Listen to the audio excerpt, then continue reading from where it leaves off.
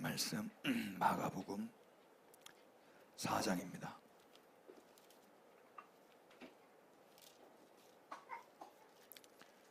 마가복음 4장 21절부터 25절까지 다 같이 건강하신 분들 자리에서 일어나셔서 하나님의 말씀 읽겠습니다.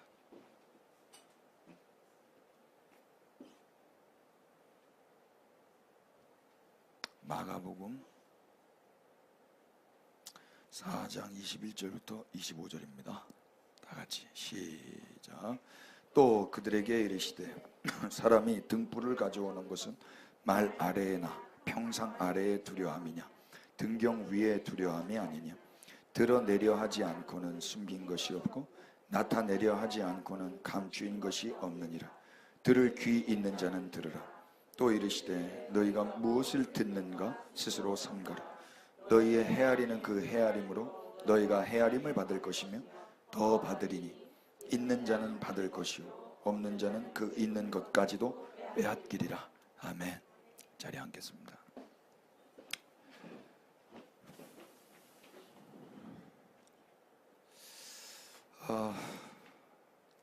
벌써 이렇게 마지막 날이 되었습니다. 우리는 지난 시간에 씨 뿌리는 자의 비유에 대한 해석을 들었습니다. 어떤 분들은 이 해석을 들으시면서 더 좋은 밭이 되기 위해서 노력하셨는지 모르겠습니다. 지난주에는 그 떨어짐의 그 말씀 이후에 피드백이 조금 있었는데 지난주에는 아무도 없으시더라고요. 정말 실망했습니다. 저는 정말 깜짝 놀랐어요. 정말 이 아브라함을 하나님이 왜 선택하셨는지를 또 알게 됐거든요. 참 모르겠습니다. 이게 지금 한국교회 안에서 아브라함처럼 되자, 아브라함을 본받자라고 메시지를 하고 또 들으셨던 분들은 성경 전체가 꼬여질 거예요. 뒤죽박죽이 될 것입니다. 아브라함은 그런 존재로 하나님이 세우신 게 아니거든요. 성경 안에 어떤 인간들도 이 사람을 본받으라고 세우신 게 아닙니다. 본받을 게 있다면 반면교사로 본받는 거예요. 그런데 그 인류의 대표, 그 아브라함, 아무것도 일한 것 없이 은혜 받은 한 사람, 그 사람을 하나님이 세워놓고 이런 식으로 하나님이 온 인류에게 복을 주시겠다고 하신 거예요. 그 사이에 예수 그리스도께서 씨가 되어 죽으시고 하나님의 대속 제물이 되셔서 죽임 당하셔서 이루어낸 사건. 우리는 그 사건을 복음이라고 읽고 그 복음 앞에 우리는 감격하며 예배하고 있습니다. 그런데 많은 분들이 그렇게 생각하지 않는 것 같아요. 그래서 씨 뿌리는 자의 비유를 들으면서도 더 내가 좋은 밭이 되기 위해서 노력하는 것 같습니다. 이를테면 이런 거죠. 사탄이 와서 빼앗아서 먹지 않도록 내 안에 계속 보혈을 뿌리고 또 환난이나 박해에 대비해서 늘 깨어 있기 위해서 몸부림을 쳐요. 깨어 있는다는 게 뭔지, 세상 염려와 재물의 유혹과 기타 욕심으로 내가 혹여나 결실하지 못할까봐 속세도 떠나서 금욕적인 생활도 합니다. 여러분 혹시 그러신 적 없으셨는가요?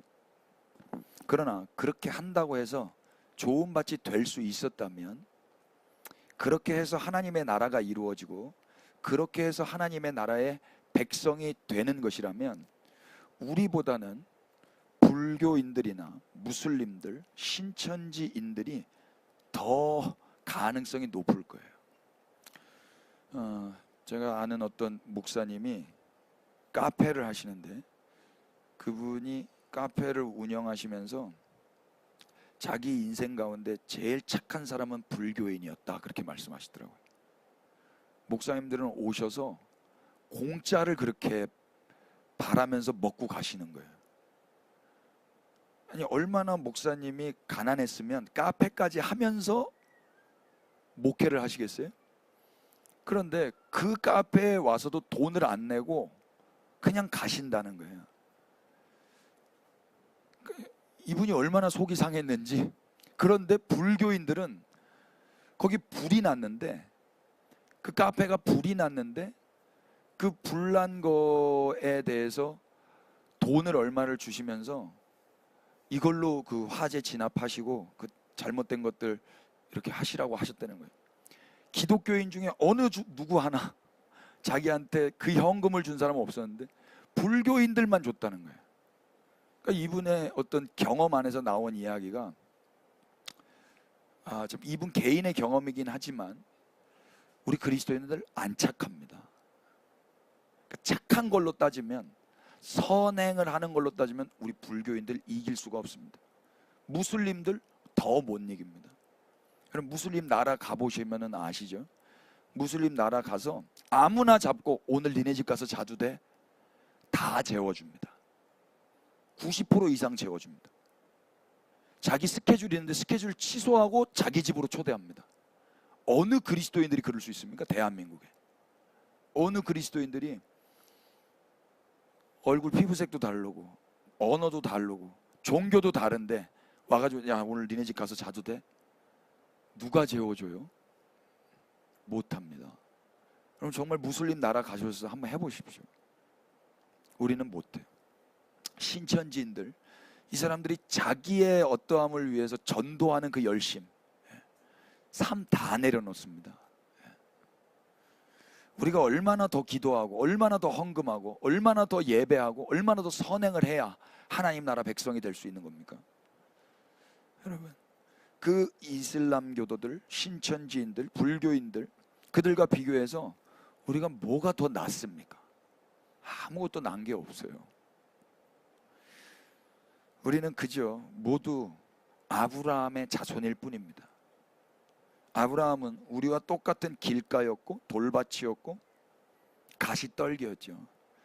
그러나 하나님은 그 아브라함의 어떠함과 상관없이 당신께서 먼저 하신 약속 위에 예수 그리스도를 통해서 그 아브라함을 열국의 아비가 되게 하셨고, 열국 안에서 아브라함과 똑같은 돌짝밭, 길가밭, 그 가시떨기에 있는 사람들을 다 아브라함 자손 되게 하셔서 하나님이 처음 약속하신 것을 이루어내셨어요.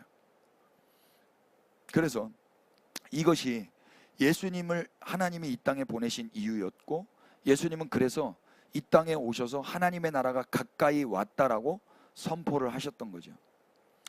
하나님의 백성 다음이 회복되는 길은 예수님을 믿음으로 가능하다는 것을 유대인들이 받아들이기가 여간 쉽지 않을 것입니다만 하나님은 그렇게 하셨습니다.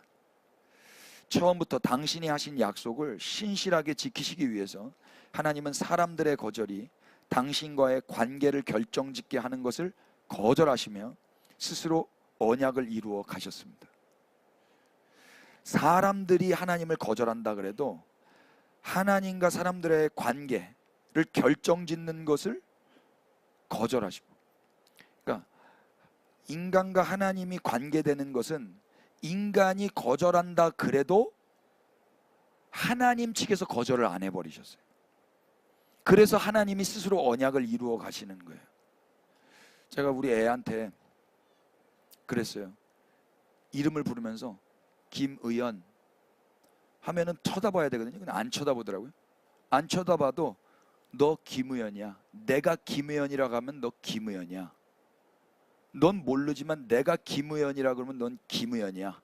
제가 계속 이렇게 말했거든요. 그러니까 우리 집사람이 듣다가 맞네? 맞네 그러더라고요. 그럼 제가 하나님이 빛이 있으라. 그럼 빛이 있는 거예요. 하나님이 너 사람이야. 그럼 사람인 거예요. 저 같은 인간 아비도요. 너 김의연이야. 그러면 김의연 되는 거더라고요. 맞습니까? 근데 전능하신 하나님이 너 죄인 아니고 의인이야. 그러면 의인 되는 거란 말입니다. 인간이 뭘 해서 의인이 되는 게 아니라 그 전능하신 하나님이 당신이 처음부터 약속하신 걸 이루기 위해서 너 이제부터 합법적으로 의인 됐어.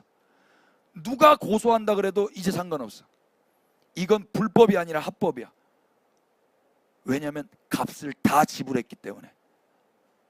그분이 이걸 만들어내신 거라고요. 이게 하나님 나라의 비밀이라고 하는 거예요. 우리 애가 커서 엄마 내가 어떻게 의원이 됐어요? 비밀인데 말해줄까? 아빠가 너를 의원이라 그랬어. 이걸 신비라고 하는 거예요. 내가 어떻게 김의원 됐지? 내가 어떻게 의인 됐지? 내가 어떻게 하나님 나라 백성 됐지? 내가 어떻게 아브라함의 자손이 됐지? 내가 어떻게 교회가 됐지? 이게 신비란 말입니다. 그런데 하나님 입장에서는 하나도 안 신비죠. 그래서 선포한 거란 말입니다. 그 선포에 예수님이 순종하신 거예요. 그래서 결과적으로 우리는 열매가 된 것입니다. 그러니까 우리가 할 일은 뭐겠습니까? 그렇게 하신 그분을 예배하는 거라고요. 오늘은 이 씨 뿌리는 자의 비유 이후에 그 다음에 붙어있는 이유예요. 소위 등불 비유입니다. 등불 비유. 대체로 이 비유 역시 우리가 등불이 되어서 빛을 비추라는 조언이나 충고로 많이 사용되어졌던 것 같아요. 그러나 이 비유 역시 씨 뿌리는 자의 비유의 연속성 가운데 있기 때문에 씨 뿌리는 자의 비유가 이해되셨다면 이 비유 역시도 인간에게 하는 조언이나 충고가 아니라 하나님께서 예수 그리스도 안에서 행하시는 일이라는 것을 어렵지 않게 짐작하실 수 있으셔야 할 것입니다. 21절을 한번 주목해 보실까요? 또 그들에게 이르시되 사람이 등불을 가져오는 건 말 아래나 평상 아래에 두려함이냐 등경 위에 두려함이 아니냐. 그러니까 저는 이제 이 정도 하면 여러분들이 성경을 읽으실 때 무슨 설교를 하겠구나가 감지가 되셨으면 좋겠어요. 그러니까 설교는 그 말 잘하고 어떤 예화 갖다가 붙이고 뭐 설득하고 설명하고 그런 게 아니에요. 그냥 하나님이 누구시냐, 하나님이 무슨 일을 하셨느냐를 전하는 거라고 저는 믿거든요. 그러니까 무슨 사족이 있을 필요가 없는데 여러분들도 그냥 21절 읽으시면 이 사람이 등불을 가져오는 거, 그럼 이 사람은 누구지? 그냥 알아버리지 않겠습니까? 예수님은 지금 사람이 등불을 가져오는 것을 일반론적으로 말씀하셨어요. 등불은 말 아래나 평상 아래에 두기 위함이 아니라 등경 위에 두기 위함이죠. 그러니까 예를 들어서 등경이라고 하니까 우리 어린아이들 모를 수 있는데 형광등을 단다 그러면 천장에다 답니까? 이 책상 밑에다 답니까? 천장 위에다 달죠. 이게 빛이기 때문에 비치려고 하는 거 아니겠어요? 책상 위에 스탠드를 우리 책상 위에 있어야만 밝은 환경에서 책을 볼 수 있지 않습니까? 우리 책상 아래에 스탠드를 놓는 건 그건 스탠드가 아니라 무드 조명이죠. 이렇게 무드 조명, 우리 무드 조명 딱 깔려 있는데 그거는 무드를 위해서 하는 거예요. 책을 보는 용도가 아니죠. 무드 조명만 있으면 눈이 나빠지죠. 예수님 당시는 무드를 잡을 분위기가 아니었습니다. 고대 사회에서 등불은 집에 사람이 살고 있다라는 것을 나타내주기 위해 그렇게 등불이 켜 있는 거거든요. 사람이 있네, 그게 바로 등불이 역할이었고, 그래서 생명을 상징했어요. 생명을. 그러니까 우리가 영화 같은 데 보면 저 산을 넘어가는데 어디에 마을이 있고 그걸 어떻게 알아요? 빛이 있으면 저기 마을이 있다 이렇게 알잖아요. 그래서 산 위에 마을이 숨기지 못한다 그러잖아요. 산 위에 마을이 왜 숨기지 못하죠? 그 안에 빛이 있으니까. 산 위의 마을도 어두워져서 해가 가려졌다 해도 산 위의 마을에 빛이 있으면, 그 집안에 등불이 있으면 가려질 수가 없는 거거든요. 그래서 어느 가문에 등불이 꺼진다는 건 그 한 가문의 그 가문이 몰락했다라는 것을 의미해요. 그렇다면 이스라엘의 등불을 어떤 사람이 가져왔다면 그것은 지금 뭘 의미하는 걸까요? 이 가문이, 이 민족이 죽지 않았다라는 것을 의미하는 거예요. 이스라엘 죽은 것 같아? 바벨론에게 멸망당하고 페르시아에게 멸망당하고 로마에게 지금 식민 통치받고 있다고 해서 이스라엘이 멸망한 것 같아? 하나님이 처음부터 선택하신 그 나라가 망해버린 것 같아? 아니라고요. 사람이 등불을 가지고 왔다고요. 그 전에는 씨를 뿌리는 하나님의 열심이 있었던 것처럼 또 한 사람이 등불을 가지고 온단 말입니다. 지금 아무리 망하고 죽은 것처럼 보이고 소망이 없어 보인다 해도 등불이 있다면, 그 집안에서 그 등불이 빛을 비추고 있다면 그것을 보는 사람들은 섣불리 야, 이 집 망했네, 이 집은 끝났네 라고 판단할 수 없을 것입니다. 판단해서는 안 될 거예요. 22절 말씀 보실래요? 다 같이 읽어보시죠. 시작. 드러내려 하지 않고는. 예, 이 말씀이 어려워요. 몇 번, 한 수십 번 읽으시면 여러분, 뭐 저는 되게 어려워서 수십 번 읽고 번역서로도 읽고 원어 성경으로도 읽고 했는데 잘 몰랐어요. 그런데 하나님 저에게 주신 감동을 좀 나눠보죠. 먼저 이 말씀을 공동 번역은 어떻게 번역을 했냐면요, 감추어둔 것은 드러나게 마련이고 비밀은 알려지게 마련이다. 새 번역 성경은요, 숨겨둔 것은 드러나고 감추어둔 것은 나타나기 마련이다. 킹 제임스 버전은 뭐라고 번역했냐면요, 감추어둔 것 중에 드러나지 아니할 것이 없고 은밀히 간직한 것 중에서 널리 퍼지지 아니할 것이 없느니라. 이렇게 번역을 했어요. 저는 이렇게 번역하고 싶어요. 숨긴 것이라 할지라도 반드시 드러날 것이고 감추인 것이라 할지라도 반드시 나타날 것이다. 또 현재 숨겨졌다 해도 드러날 것이고 현재 감추어졌다 해도 반드시 나타날 것이다. 더 나아가서 저는 이런 식으로 해석하고 싶은데, 사람이 등불을 가져왔다면 드러내려 하지 않아도 숨길 수 없고 나타내려 하지 않고도 감출 수 없다. 그러니까 여기 22절에 드러내려 하지 않고는을 드러내려 하지 않아도 숨긴이 아니라 숨길 수 없고 나타내려 하지 않고도 감출 수 없다.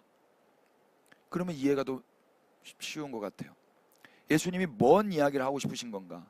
반드시 언약을 이루시려는 하나님의 열심과 성실하심으로 아무리 황폐하고 척박한 이스라엘이라 할지라도 그 땅 가운데서도 하나님의 나라는 올 수밖에 없는 것처럼, 아무리 망하고 기울어져가는 소망 없는 민족과 가문이라 할지라도 밝은 빛의 등불을 가져와서 등경 위에 두고 빛을 비추고 있다면 그 가문과 그 민족은 죽지 않았음이 드러나게 될 것이다 라는 거예요.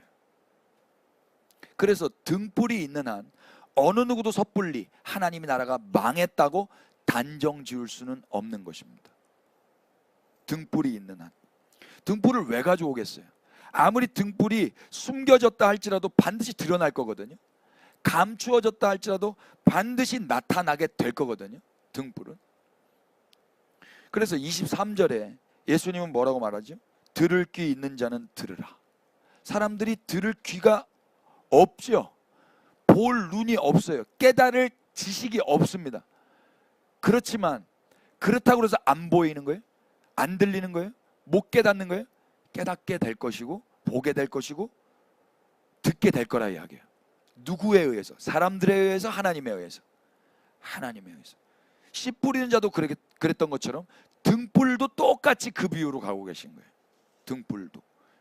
등불을 가지고 온 그 사람의 열심과 그 등불의 그 기능, 등불의 그 빛나는 그 빛을 통해서 사람들이 아무리 눈이 멀어도, 귀가 먹어도, 이스라엘이 아무리 망해도 이스라엘은 망하지 않았다는 거예요. 하나님의 나라는 오지 않을 것처럼 보였지만 하나님의 나라는 이미 왔고 완성될 거다라는 이야기인 거예요.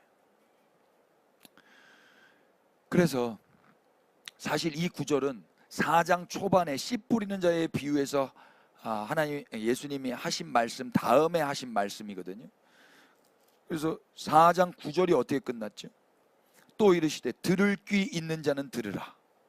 씨 뿌리는 자 먼저 말씀하실 때도 들을 귀 있는 자는 들으라 하셨고 10절부터 22절까지 말씀하신 다음에 또 들을 귀 있는 자는 들으라 그래요.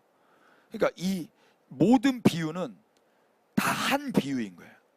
들을 귀 있는 자는 들으라는 그 말로 이렇게 감싸고 있는 거죠.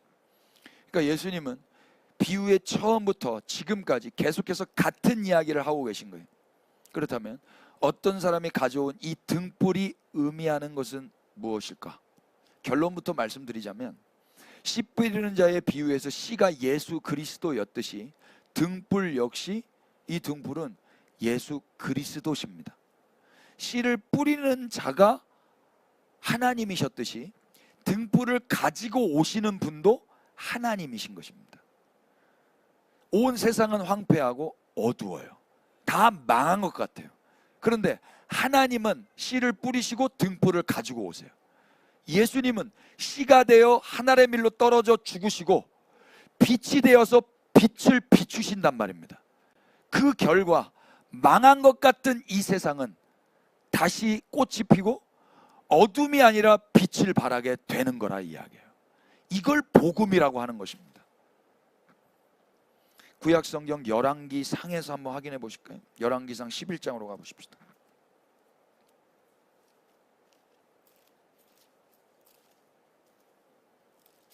29절. 그 즈음에 여로보암이 예루살렘에서 나갈 때 실로 사람 선지자 아이야가 길에서 그를 만나니 아이야가 새 의복을 입었고 그 두 사람만 들에 있었더라. 아이야가 자기가 입은 새 옷을 잡아 12조각으로 찢고 여로보암에게 이르되 너는 10조각을 가지라. 이스라엘의 하나님 여호와의 말씀이 내가 이 나라를 솔로몬의 손에서 찢어 빼앗아 10지파를 너에게 주고 오직 내 종 다윗을 위하고 이스라엘 모든 지파 중에서 택한 성읍 예루살렘을 위하여 한 지파를 솔로몬에게 주리니 이는 그들이 나를 버리고 시돈 사람의 여신 아스타롯과 모압의 신 그모스와 암몬 자손의 신 밀곰을 경배하며 그의 아버지 다윗이 행함같이 아니하여 내 길로 행하지 아니하며 나 보기에 정직한 일과 내 법도와 내 율례를 행하지 아니함이니라. 이스라엘이 이렇게 망가졌습니다. 그런데 34절 다 같이 보십시다. 시작. 그러나 내가 택한 내 종 다윗이 내 명령과 내 법도를 지켰으므로 내가 그를 위하여 솔로몬의 생전에는 온 나라를 그의 손에서 빼앗지 아니하고 주관하게 하려니와 내가 그의 아들의 손에서 나라를 빼앗아 그 10지파를 내게 줄 것이요 그의 아들에게는 내가 한 지파를 주어서 내가 거기에 내 이름을 두고자 하여 택한 성읍 예루살렘에서 내 종 다윗이 항상 내 앞에 등불을 가지고 있게 하리라. 아멘. 이스라엘이 아무리 개판을 치고 하나님의 사랑을 받아 하나님의 마음에 합한 그 다윗의 길로 살지 않았다 해도 하나님은 그 다윗을 통해서 하나를 또 약속하셨어요. 다윗의 아들 솔로몬이 어떤 일을 하건 내가 다윗에게 약속한 그걸 지키겠어.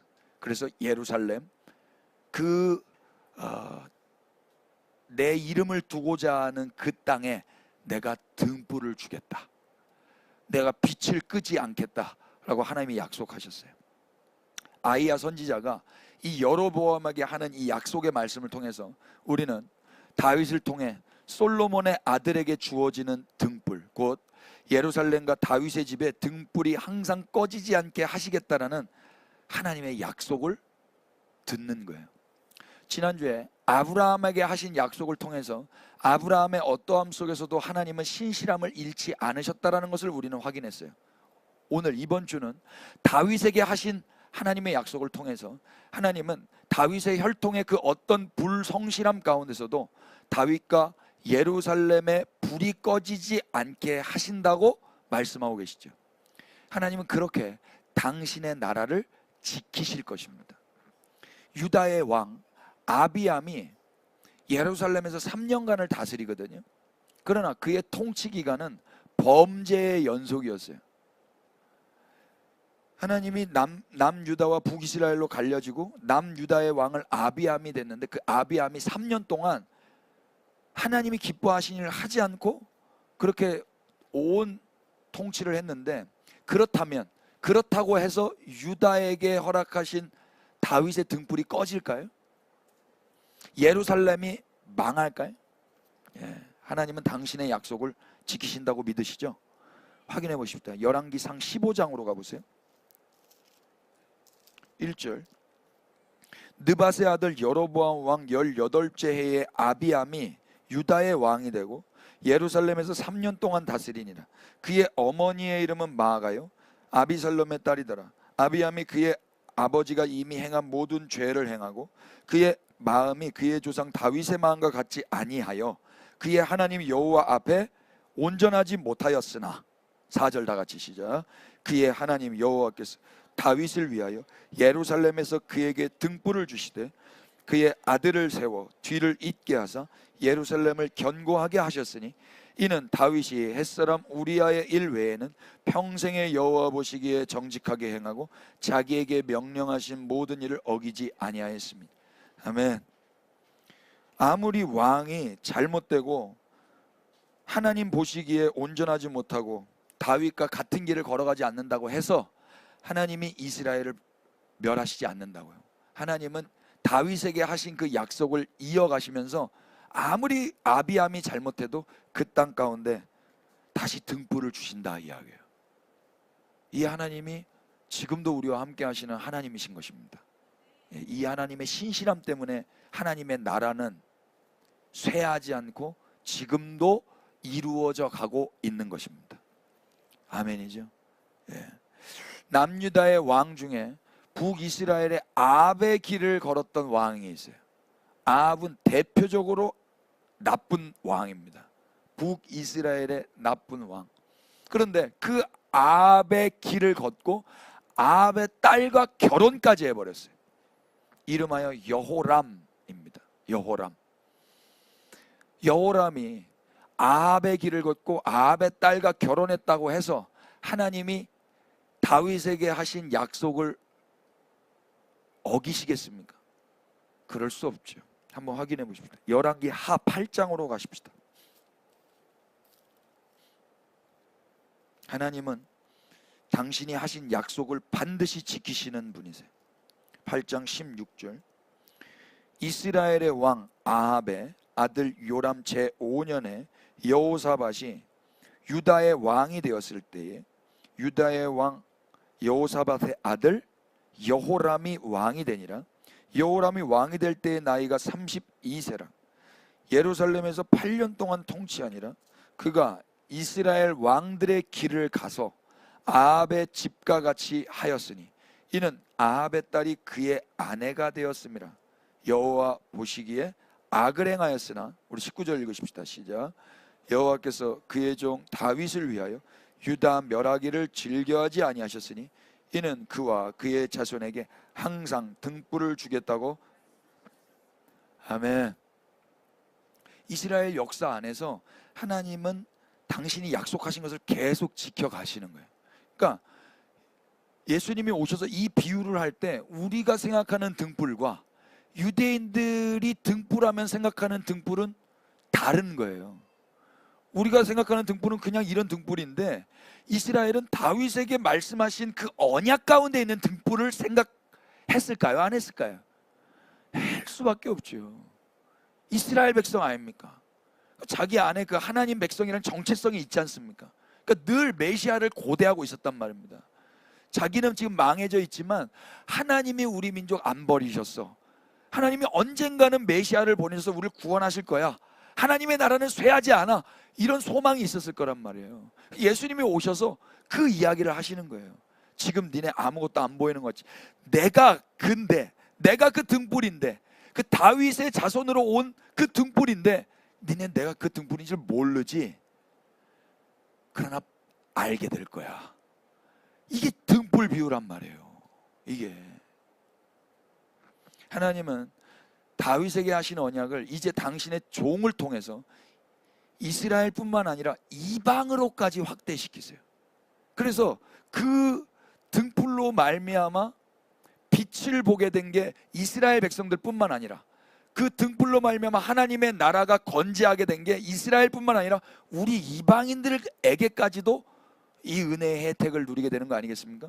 다윗의 가문의 등불은 예루살렘뿐 아니라 열방에서도 꺼지지 않는 등불인 것입니다. 확인해 보시죠. 이사야서 42장입니다.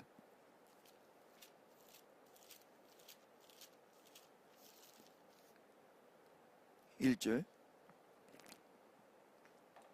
내가 붙드는 나의 종, 내 마음에 기뻐하는 자, 곧 내가 택한 사람을 보라. 내가 나의 영을 그에게 주었은즉 그가 어디에? 이방의 정의를 베풀리라. 그는 외치지 아니하며 목소리를 높이지 아니하며 그 소리를 거리에 들리게 하지 아니하며 상한 갈대를 꺾지 아니하며 꺼져가는 등불을 끄지 아니하고 진실로 정의를 시행할 것이며 그는 쇠하지 아니하며 낙담하지 아니하고 세상에 정의를 세우기에 이르리니 섬들이 그 교훈을 앙망하리라. 온 열방이요 다 꺼져가는 등불이었어요. 꺼져가는 등불이 뭐예요? 망한다 이야기예요.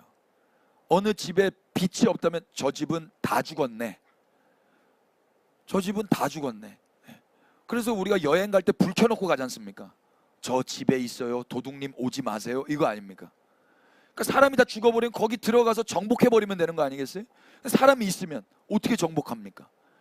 빛이 꺼지지 않았다는 거. 누가 꺼지지 않게 하는 거예요. 예, 이 하나님이 붙드는 종, 하나님이 기뻐하시는 자, 하나님이 선택하신 자, 그가 이방의 정의를 베푸는데 그 정의가 뭐였어요? 등불을 끄지 않는 거예요. 죄를 지으면 등불을 꺼버려야 될 거 아닙니까? 우상 숭배하고 그러면 등불을 꺼줘야 될 거 아닙니까? 근데 등불을 끄지 않으신 거예요. 이걸 은혜라고 합니다. 이 종이 누구예요? 하나님이 선택한 하나님의 종 예수 그리스도십니다. 예.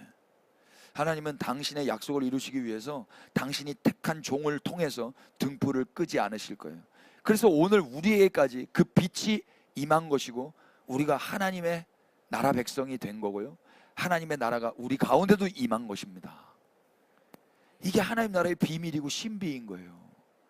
우리가 등불 되자, 여러분 빛을 발하십시오, 이런 충고를 먼저 듣기 이전에 그 빛이 우리에게 어떻게 왔는지, 그 빛이 꺼지지 않기 위해서 그 빛으로 오신 분이 어떤 수모와 저주를 받으셨는지 이 소식을 먼저 들어야 된다 이야기입니다. 마가복음 4장으로 다시 돌아가십시다. 24절. 또 이르시되 너희가 무엇을 듣는가 스스로 삼가라. 너희의 헤아리는 그 헤아림으로 너희가 헤아림을 받을 것이며 더 받으리니 있는 자는 받을 것이요 없는 자는 그 있는 것까지도 빼앗기리라. 이제 21절부터 23절까지가 무슨 내용인지 여러분들이 이해되셨다면 24절과 25절도 이해되시지 않을까 싶어요. 너희가 무엇을 듣는가 스스로 삼가라 그러죠. 그 전까지 이스라엘 백성들은 뭘 듣고 있었을까요? 유대인들, 지금 이 로마의 식민 통치 가운데 있는 이들은 뭘 들었을까요? 율법을 들었을까요? 약속을 들었을까요? 율법을 들었을까요? 복음을 들었을까요? 율법을 들었죠. 율법을. 그러니까 약속마저도 율법으로 듣는단 말입니다. 약속마저도. 이스라엘은 하나님이 행하신 일을 듣는 게 아니라 인간이 해야 하는 일을 들었을 거예요. 그때나 지금이나.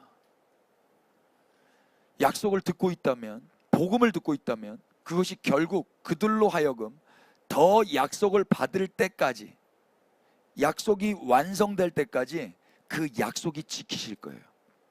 그러나 약속, 곧 하나님께서 예수 그리스도 안에서 행하신 일을 듣지 못한다면 하나님의 일을 헤아릴 수도 없을 것이며 그런 자들은 그 전에 가지고 있었던 것까지 빼앗기게 될 것입니다. 결국 현실과 자신의 처지를 보면서 소망을 잃어버리게 되겠죠. 성경을 계속 보는데 약속이 안 이루어져. 그러면 율법마저도, 그 말씀마저도 야 이거 뭐 다 필요해? 다 잃어버리게 된다고요. 내가 뭐 이스라엘 백성인 게 뭐가 중요해? 우리가 하나님 백성인 게 뭐가 중요해? 그냥 잘 먹고 잘 사는 게 중요하지. 내가 레위인 게 뭐가 중요해? 돈도 없는데 세리 되는 게 더 중요하지. 내가 삭겨온 게 뭐가 중요해? 돈 많이 버는 게 중요하지. 그러니까 자기가 가지고 있었던 거 다 잃어버리고 그렇게 실리주의로 빠지게 된다고요. 이 말씀을 이스라엘 백성들에게 지금 예수님이 하고 계시는데 이건 엄청난 경고가 아닐 수가 없어요. 그 전에 그들이 가지고 있었던 게 뭔지 로마서 9장을 통해서 한번 확인해 볼까요? 이 유대인들이 가지고 있었던 게 뭡니까? 로마서 9장 4절입니다.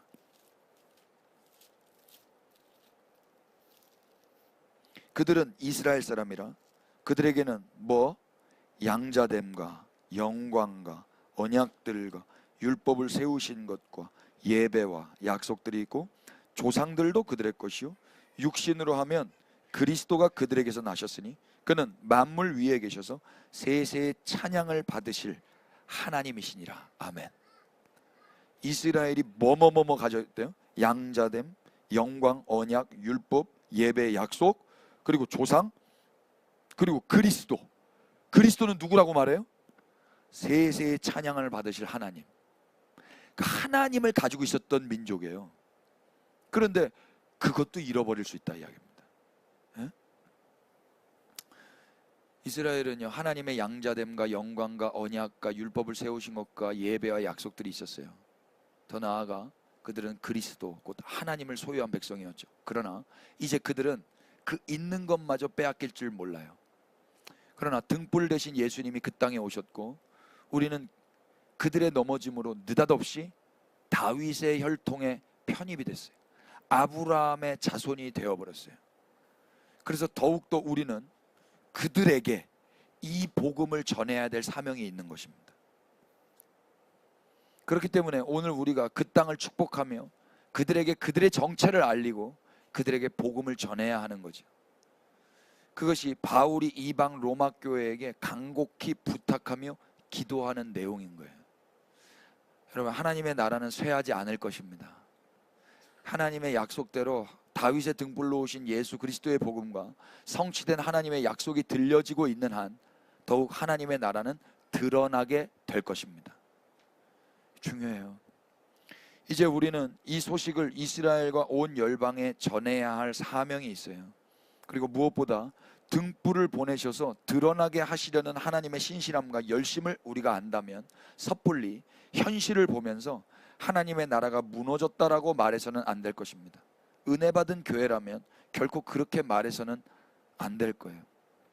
교회들이 그러니까 이런 말 하면 안 되죠. 이스라엘은 끝났어, 이스라엘은 없어, 이런 말. 예수님이 등불로 오시고 하나님이 씨를 뿌리시는데 이스라엘이 끝났다고요? 그럴 수 없죠. 이스라엘만 그렇습니까? 한국교회는 끝났어, 이런 말 하면 안 되는 거예요. 그 등불이 오셨고 그 씨를 지금도 뿌리고 계시는데 누가 끝났다고 섣불리 말할 수 있어요? 요즘에 이런 말 유행하더라고요. 이번 생은 글렀어, 이번 생은 망했어. 누가 그래요? 주님이 등불로 오시고 그분이 씨를 뿌린다고 한다면 망한 거 없어요. 부디 피차 섣불리 단정지어 말하지 않기로 하십시다. 하나님이 끝내시기 전까지 결코 끝난 게 아니기 때문에 그렇습니다. 여러분 스스로에게 난 끝났다, 우리는 끝났다, 혹시 그러신 적 있는지 모르겠어요. 여러분 속지 마세요. 등불이 오셨다니까요. 근데 안 보이는 것 같죠? 빛이 없는 것 같죠? 아니요. 성경이 뭐라고 그래요? 감추인 것 같아도 드러난다지 않습니까? 숨긴 것 같아도 반드시 나타난다지 않습니까? 빛을 어떻게 숨겨요? 망하지 않는다니까요. 그래서 24절을 다시 한번 보실래요? 마가복음 4장 24절. 예배당 안에서 여러분 뭘 많이 들으셔야 되냐면 충고와 조언을 계속 들으면은요, 아무리 망하지 않았어, 망하지 않았어, 다시 할 수 있어, 마음을 먹는다고 되지 않아요. 충고와 조언을 계속 듣는다고 그게 안 된다니까요. 뭘 들어야 돼요? 성경이 뭐라고 이야기하죠? 또 이르시되 너희가 무엇을 듣는가 스스로 삼가하라 그러지 않습니까? 듣는 게 중요한 거예요. 왜 그렇죠? 곧 이 들음이 헤아림과 연관이 있기 때문에 그래요. 헤아림. 현재 우리는 이스라엘을 어떻게 헤아리고 있죠? 이스라엘. 현재 우리는 우리 교회들을 어떻게 헤아리고 있죠? 현재 우리는 우리 나라를 어떻게 헤아리고 있죠? 현재 우리는 우리 자신을 어떻게 헤아리고 있죠? 복음과 약속을 들은 자라면 이스라엘을 끝났다라고 말할 수 있을까요? 그렇게 헤아릴 수는 없어요. 아니, 다윗의 등불을 주신다고 그렇게 약속하신 하나님이 전에도 계셨고 지금도 계시고 장차 오실 하나님인데 그 등불을 영원히 준다고 했는데 이스라엘이 끝났다고 말할 수 있을까요? 복음을 들었는데. 우리 나라는 어떻게 되는 거예요?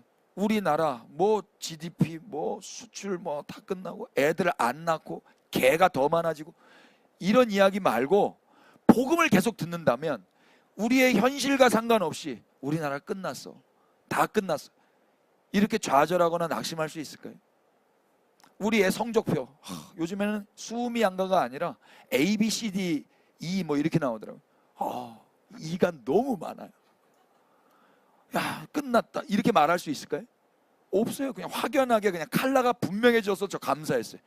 확실해졌네. 확실해졌어. 역시 나랑 똑같네.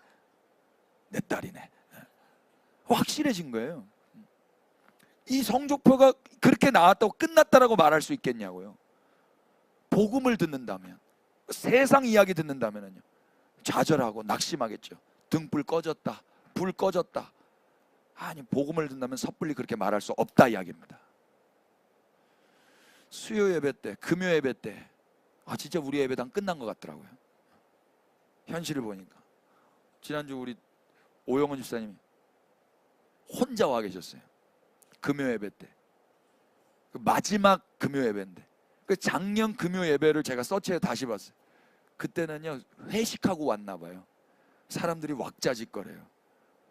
오 집사님 표정이 웃고 계시더라고요. 근데 이번 주 영상 다시 한번 보세요. 오 집사님이, 그런데 오 집사님이 하나님 앞에서 예배하셨어요. 그래서 덩달아 저는 은혜를 받아버렸네요. 사람이 있고 없고 중요한 게 아닌데 현실만 봤을 때는 끝난 것처럼 보인다 이야기입니다. 그런데 주님이 오셨습니다. 그러면 끝난 겁니까? 안 끝났어요. 그러니까 우리는 복음을 들어야 돼요. 우리말 헤아리다라고 번역한 헬라어가요, 메트로오예요. 이게 뭐냐면 어림잡다, 측정하다라는 말이에요. 만약 우리가 이스라엘을 망한 것으로 어림잡고 있다면 우리 역시 그렇게 헤아림을 받을 것입니다. 그렇지 않겠어요? 너희가 헤아리는 그 헤아림으로 너희도 그렇게 헤아림을 받는다 그래요. 그러니까 내 기준에 끝났네, 저 사람 끝났네, 은혜를 모르고 복음을 모르는 사람은 그러니까 저 현실만 보면 끝났다라고 단정 짓는 거예요. 로마의 식민 통치 받고 있지 않습니까? 무슨 소망이 있습니까? 끝났네. 그런데 복음을 들으면 등불이 왔다, 내가 등불을 가지고 간다, 이 하나님의 약속이 그 구약 성경 내내 있었고 그 약속이 실제의 모습으로 이 땅에 오셨어요. 우리는 그걸 신약을 통해서 확인해요. 그러면 우리가 어떻게 섣불리 이스라엘은 끝났어 이렇게 말할 수 있어요? 그럴 수 없다 이야기입니다. 우리가 이스라엘과 비교해서 뭐가 월등합니까? 율법을 소유하지도 않은 이방인들이요. 그러나 우리가 이 복음을 들었다면 우리의 헤아림은 달라질 거예요. 이스라엘뿐만 아니라 변하지 않는 우리 주변의 사람들을 보는 시각도, 저 사람 참 안 변하네, 얘 참 안 변하네. 그러면 얘를 어떻게 헤아리겠어요? 야, 끝났다, 그냥 넌 망했다, 나도 그냥 너 포기할란다, 이렇게 될 거 아닙니까? 또 우리 자기 자신을 볼 때도, 야, 나는 참 소망이 없네, 난 죽어야지. 여러분 이런 생각 안 해보셨어요? 이 자신의 황폐한 현실을 보는 시각도, 주중 예배에 아무도 오지 않는 이 허전한 예배당을 보는 시각도, 모든 것을 측정하고 어림잡는 기준이 내 눈이 아니라 복음과 하나님의 약속 안에 있다면 그 복음 안에서 헤아리지 않겠습니까? 복음을 들으면 우리는 하나님의 신실하심으로 인하여서 여유와 넉넉함으로 헤아릴 수 있을 것입니다. 그러니 여러분, 악착같이 더 복음을 들으시기를 축복합니다. 그러니까 예배당 안에서 복음이 안 들려진다, 여러분 우셔야 돼요. 제가 목사인데 복음이 아니라 쓸데없는 이야기하고 있다면 저를 끄집어 내리셔야 된다고요. 하나님께서 예수님을 통해 행하신 이야기를 더 많이 들으시고 더 많이 간직하시기를 축복합니다. 반드시 있는 자는 더 받을 거라 그래요. 무슨 말입니까? 복음이 있는 자, 약속이 있는 자, 언약이 있는 자, 예수 그리스도가 있는 자는 반드시 더 있게 될 거예요. 그 상황과 환경이 아무리 황폐하다 할지라도. 그러네. 만약 없는 자는 어떻게 된다 그러죠? 있는 것마저 빼앗기게 된다는 거예요. 있는 것마저. 과거 율법과 행위와 열심히 있었던 자들 어디 갔습니까? 있는 것도 다 빼앗기지 않았나요? 코로나 바이러스 한 방에 한국교회 성도들 다 어디 갔습니까? 시대가 조금 바뀌었다고 학교에 애들 어디 갔습니까? 저희 때는요, 죄송합니다, 저희 때라고 말해서 학교 결석 한 번 하면 그냥 뭐 인생 잘못되는 줄 알았어요. 그런데 요즘에는요, 뭐 결석 병신이라는 이런, 아니 개근 병신, 개근하는 애들은 그 병신인 거예요. 개근이. 근데 우리는 개근 안 하면 손가락질 받았거든요. 개근을 못 하면. 그 불과 몇십 년밖에 안 됐단 말입니다. 세상이 이렇게 달라졌어요. 뭐가 이렇게 달라진 거예요? 코로나 하나에, 예전에는 예배당, 아니 오늘 또 아픈 분들이 있어서 여러분을 저격하는 게 아니에요. 일반적인 이야기를 하는 거예요. 예배당 한 번 빠지면 지옥 가는 줄 알았어요. 저만 그랬습니까? 그렇게 친구들이랑 여행 가고 싶었는데 못 갔거든요. 정말 내가 왜 이 집에 태어나가지고 이 얼어 죽을 모태신앙 돼가지고 정말로 저주를 많이 했습니다. 근데 요즘에 그렇던가요? 그런 사람이 있나요? 편의주의가 잠식해 들어온 뒤에 한국교회 기도와 예배의 자리에 성도들 다 어디 갔습니까? 그렇게 부르짖던 사람들 다 어디에? 기도원 다 불 꺼졌습니다. 기도원. 한편으로는 잘 꺼졌어요. 지금 교회는요, 선동하지 않으면 모이지 않고요, 협박하지 않으면 행동하지 않고요, 대가가 없으면 대가를 지불하지 않아요. 이 작금의 현실, 어쩌다 이렇게 된 거죠? 저는 복음이 없었기 때문이라고 생각해요. 복음이 있었다면요, 지금 코로나가 와도 뭐가 와도 어떤 편의주의가 오고 개인주의가 오고 인본주의가 와도 더 풍성해졌을 거예요. 더. 그러나 우리는 복음보다는 충고가 많았고요, 복음보다는 협박이 많았고, 복음보다는 선동과 기복이 많았어요. 결국 복음의 부재가 그 전에 있던 것마저도 다 빼앗아 간 거란 말입니다. 그러나 그랬다고 해서 끝날까요? 안 끝나요. 안 끝나잖아요. 이렇게 그리스도의 몸된 교회가 태어났단 말입니다. 좀 많이 울었습니다, 이 말씀 준비하면서. 여러분, 그러니 이제라도 늦지 않았다고 저는 믿어요. 끝났다라고 말할 수 없어요. 그 겸손히 인정하는 거예요. 아, 과거 우리는 복음이 없었구나. 열심은 있었는데 복음은 없었구나. 기대, 설렘은 있었어요. 복받을 설레임, 복받을 기대, 내가 한 만큼 돌아올 거라는 어떤 부메랑 효과 같은 건 기대했었어요. 그런데 복음은 없었어요. 그렇지만 그렇다고 해서 다 끝난 건 아니에요.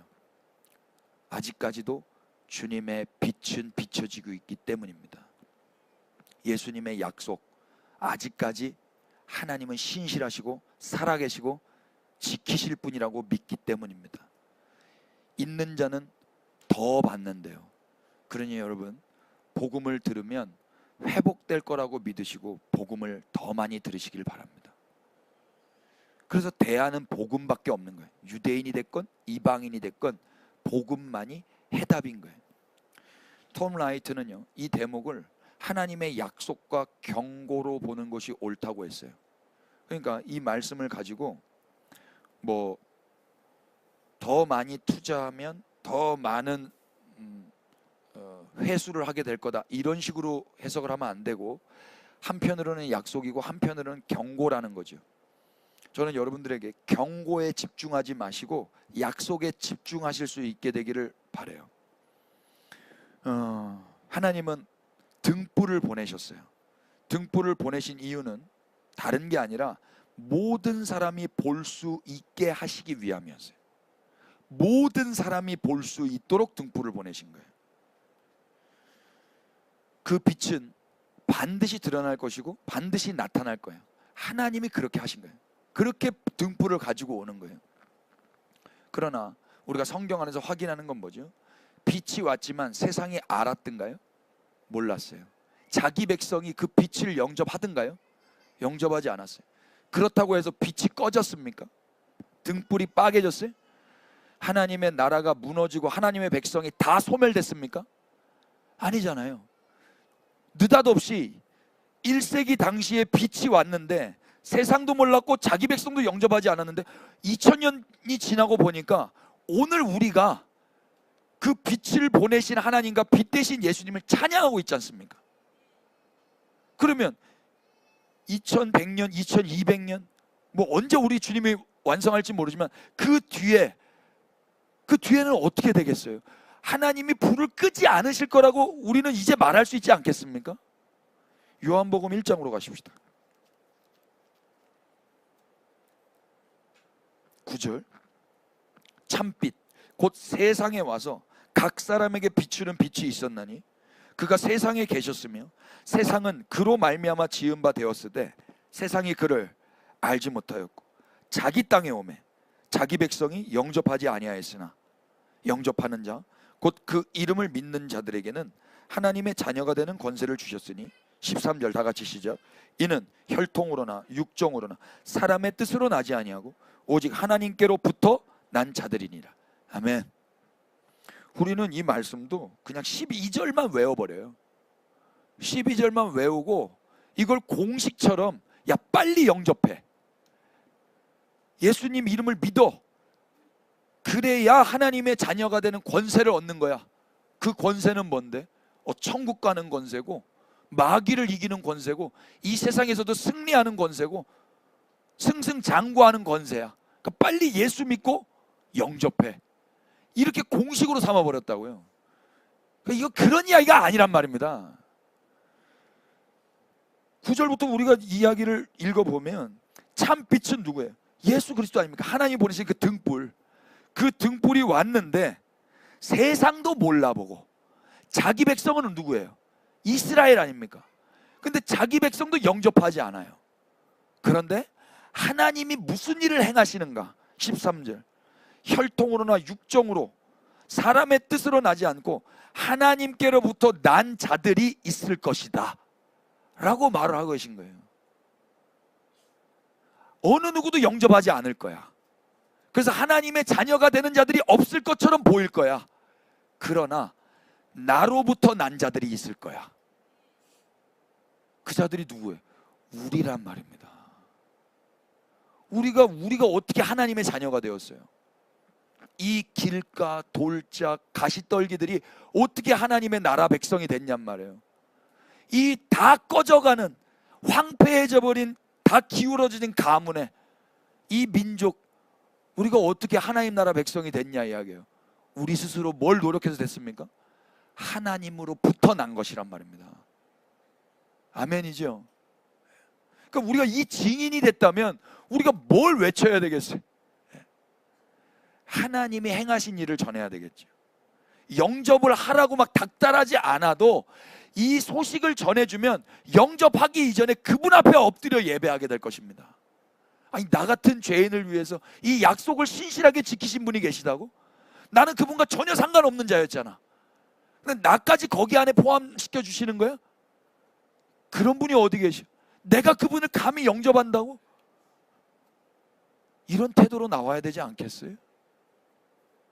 1세기 예수님의 선택을 받았지만 십자가에서 모두 겁쟁이들처럼 배신한 제자들, 심지어 스데반의 죽음을 당연히 여기면서 예수님을 믿는 자들을 잡아 죽이려고 달려갔던 그 사울, 그리고 그들을 통해 전해진 복음을 통해서 오늘 예수님을 믿고 하나님의 자녀가 된 우리들, 우리가 바로 하나님 나라 아닙니까?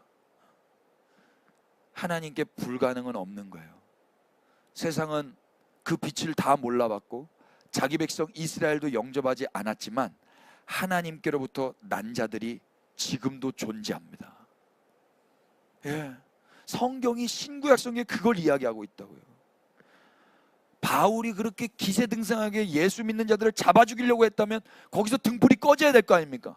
근데 하나님은 그 바울에게 임하셔서 그 바울을 통해서 복음이 이방에 전해지게 하셨고, 그 이방 땅에 오늘 우리에게까지 빛이 비춰지게 했다 이야기예요. 등불로 오신 예수님이 십자가에서 저주를 받아 죽여버리셨어요. 그럼 불이 끝난 겁니까? 그 등불이 꺼져버린 거예요? 아니죠. 당신의 약속을 이루시기 위해서 죽음도 이겨내셨다면 무엇이 불가능한 게 있겠습니까? 여러분, 반드시 하나님의 나라는 완성될 것입니다. 그게 십자가예요. 이스라엘이 마지막에 회복된다면 우리는 하나님이 신실하셨다고, 약속을 지키셨다고 찬양하게 될 것입니다. 뭘 가지고 주님을 찬양할 거예요? 뭘 가지고? 나 천국 보내준 거 가지고? 다 달라요, 다 달라. 이 언약을 기준으로 해서, 예, 당신은 정말 신실하셨군요, 이렇게 찬양해야 되지 않겠습니까? 저는요, 하나님께서 행하신 일, 예수 그리스도 안에서 이루어진 일, 우리 몸된 교회가 등불 되시는 예수님을 더 많이 들을 수 있기를 바라고요. 또 더 나아가서 이제는 이 하나님에 대한 이야기, 예수님에 대한 이야기를 증거하실 수 있게 되기를 바라요. 예. 일상의 지루함과 또 그 지루함을 극대화시키는 우리의 변하지 않는 모습들, 우리를 보고 있으면 막 살맛이 나고 막 행복하고 막 그러세요? 삶이 거의 루틴하게 지루하게 그렇게 살잖아요. 마음대로 되지 않는 자식들이 우리 마음대로 되던가요? 어릴 적에는 마음대로 된다고 느꼈는데 그게 마음대로 되는 게 아니라 애들이 그냥 억압을 받는 거더라고요. 근데 거기서 우리보다 힘이 더 세졌어. 우리 마음대로 돼요? 언제 사고가 터질지 모르는 우리의 연약한 하루하루, 무시무시한 이 현실들, 도대체 우리는 이제 어떻게 살아야 됩니까? 이런 세상 한복판에 하나님은 지금도 등불을 보내셨다고 믿습니다. 그리고 반드시 이 세상 가운데서도 그 빛을 보게 하실 것입니다. 안 보이는데요? 감추어졌는데요? 아니요, 반드시 드러난다니까요. 하나님은 반드시 그 안에서도 하나님의 나라를 이루실 거라는 거예요.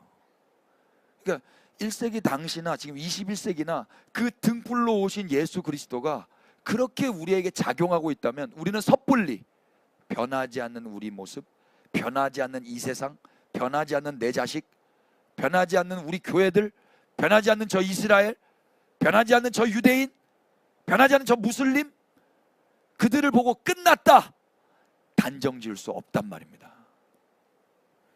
다윗이 간음을 저지르고 살인을 저지르고 솔로몬이 망나니 짓을 하고 아비암이 나라를 말아먹고 여호람은 아합의 딸과 결혼을 해버리고 북이스라엘은 아수르에 망하고 유다는 바벨론에 망하고 1세기 이스라엘은 로마의 식민 통치를 받고 있고 메시아라고 온 예수는 십자가에서 유대인과 로마 군인에게 쳐맞아 죽임을 당하지만 하나님은 당신의 나라의 등불을 끄지 않으시는 분이신 거예요. 이 하나님의 신실하심으로 인하여서 우리의 인생 역시 하나님의 약속 안에 있기 때문에 안심하면서 또 한 번 살아볼 용기를 얻는 것입니다. 그러니 여러분, 2024년도도 뭐 하셔야 되겠어요? 복음을 들으셔야 됩니다. 무엇을 듣는가? 삼가하라고 그러잖아요. 하나님의 행하신 일을 더 많이 들으실 수 있기를 축복합니다. 왜? 있는 자는 더 받아요. 없는 자는 있는 것도 다 뺏겨요. 지난 1년간 저는 우리 교우들이 다른 건 몰라도 성경 안에서 복음을 들으실 수 있도록 몸부림을 쳤어요. 오늘이 마지막 날이기 때문에 거의 고별 설교처럼 준비를 했습니다. 고별이죠. 다들 아시다시피 저는 다른 건 많이 부족합니다. 그리고 모자르지요. 제가 무슨 담임 목사겠습니까? 담임 목사 다움이 저에게 뭐가 있겠습니까? 머리카락도 없는데. 그러나 설교 안에서 복음만큼은 전해지기를 바랬어요. 복음만큼은. 지난 1년간 저의 부족했던 그런 모습이 있었다면 너그럽게 용서해 주시기를 부탁드리겠습니다. 그리고 2024년도도 제게 너무 많은 것을 기대하지 마세요, 여러분. 그렇다고 해서 제가 막 살려고 하는 건 아닙니다. 하지 마세요. 피차 서로 옆에 사람 기대하지 마세요. 안 바뀌어요. 그러니까 기대를 하니까 실망이 큰 거거든요. 우리는 누구만 갈망하는 거냐면 우리 주님만 갈망하는 거예요. 그리고 이 언약이 성취되도록 그의 나라를 구하는 거예요. 근데 이게 아니면 어떻게 되는 줄 아세요? 저 사람이 바뀌게 해달라고 기도하고 앉아 있어요. 그거 멋있는 신앙생활 같죠? 아니에요. 한국 교회 안에 기도했던 사람들이 대체로 뭘 기도했게요? 그거 기도한 거예요. 담임 목사님을 위한 기도. 너무 크게 우리 담임 목사님이 기도의 목사님 되게 하옵소서. 정직한 목사님 되게 하옵소서. 그런 거 왜 이렇게 크게 기도하는 거예요? 우리 담임 목사님 말씀의 목사님 되게 하옵소서. 이거 왜 그렇게 들으라고 기도하는 거냐고요. 여러분 그렇게 안 해보셨어요? 저만 했어요? 저만 했어요. 저만. 여러분 다 착하셔가지고 전 크게 했어요. 목사님 들으라고, 성경 좀 보라고 제발. 예화책 좀 보지 말고 어디 베껴오지 말고 하나님 앞에 좀 머물러서 울고 엎드려 보라고 담임 목사님 들으라고 기도했거든요.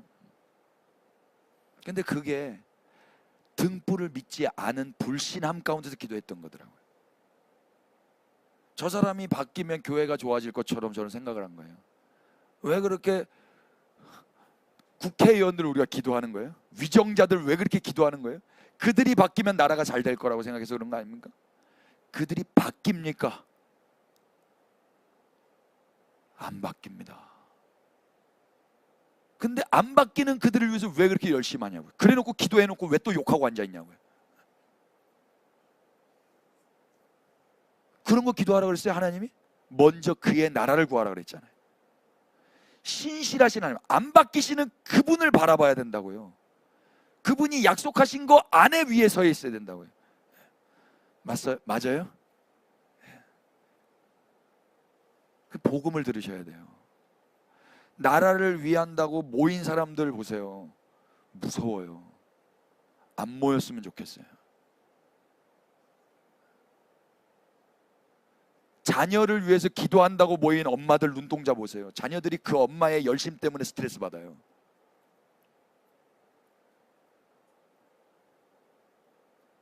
목사님들이 무슨 날만 되면 평양 대부흥에 회개한다고 모인 목사님들 보세요. 목사님들 그것 좀 안 했으면 좋겠어요. 맨날 그 퍼포먼스 한다고 뭐가 달라져요? 상암 운동장에서 몇만 명이 모여서 회개합니다 그거 하면 달라지냐고요. 달라지든가요? 특별 새벽 기도회가 특별하든가요? 안 특별한 거 우리 잘 알지 않습니까? 복음이 없어요. 여러분 부디 복음을 많이 들으십시다. 그러면 우리의 기도가 달라질 거고요. 섣불리 부정적인 어떤 걸 가지고 내가 기도해서 이걸 바꿔보겠다라고 달려들지 않을 거예요. 부디 2024년도 누군가를 기대하지 마시고 먼저 복음 안에 약속해 놓으신 하나님을 기대하시고 하나님을 바라보실 수 있기를 축복합니다. 복음을 들으시면 저 같은 목사도 여러분 넉넉히 헤아려 주실 거라고 믿고요.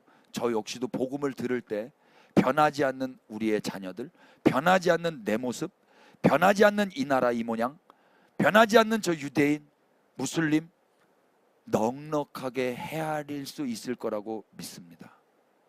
복음이 관건이에요. 피차 복음을 소유한 자로서 헤아림의 크기가 더욱 2024년도에는 커졌으면 좋겠습니다. 기도하십시다. 오 하나님, 주님의 신실하심을 찬양합니다. 소망 없는 땅에 등불을 가져오셔서 빛을 비추시는 주님의 의지에 감사를 드립니다. 반드시 드러나게 하시며 나타나게 하시는 주님의 결단으로 오늘 우리가 신비롭게 이곳에 서 있습니다. 이 경이로운 신비를 누리고 있는 자로서 이제는 이스라엘을 보는 시각도, 당신의 몸된 교회를 보는 시각도, 우리의 배우자들, 남편, 아내, 또 우리 자신의 이 변하지 않는 지겨운 모습도, 또 우리를 근심케 하는 우리의 아픈 손가락들도 당신이 우리를 헤아리셨던 것처럼 헤아릴 수 있기를 원합니다. 그래서 또 바라기는 복음을 더욱 들려주시옵소서. 저주와 사망 가운데서도 등불이 꺼지지 않았던 당신의 성실하심과 열심의 소식을 더욱 사모하며 소유하게 하여 주시옵소서. 그래서 그 복음으로 인하여 우리 안에 당신의 시선이 회복되어 다시 소망을 품고 당신의 나라를 고대하며 일상을 씩씩하게 살아가게 하옵소서. 약속을 이루시며 불가능이 없으신 예수 그리스도의 이름 받들어 기도 올렸습니다.